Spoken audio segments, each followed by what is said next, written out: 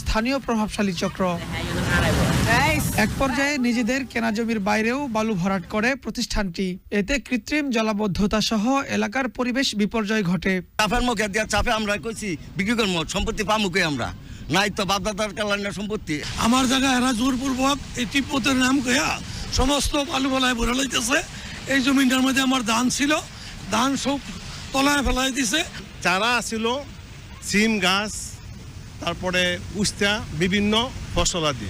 রাত্রে অন্ধকারে কোনো কথা নাই, মানে মাটি ভরাট করতেছে। যতটুকু জায়গা আছে 4টা ফ্যামিলি আনো থাকবো, এই জায়গাগুলো অনেক বালু দিয়া জোরপূর্বক ভরাট করে লইতেছে। অন্যের জমিতে বালু ফেলে বিক্রি করতে বাধ্য করার অভিযোগ উঠেছে তাদের বিরুদ্ধে। তাদেরকে বলা হয়েছে যে তোমরা আইসা বইসা আলাপ আলোচনা করে যে ইয়া করো, কিন্তু একজনও আসে নাই। যদি তার জায়গা না বিক্রি করে তাইলে তার জায়গাতে যদি বালু আমাদের আইডালাবো, আর না হইলে বালু যার জায়গাত গেছে সেই ইয়া হইল। কোম্পানি অর্ডার দিছে বালু ভরাট করেন, জায়গা আছে যদি বিক্রি করে তারা আইলে আমি উচিত দাম দিয়ে দিব। অবৈধভাবে বালু ভরাটের বিরুদ্ধে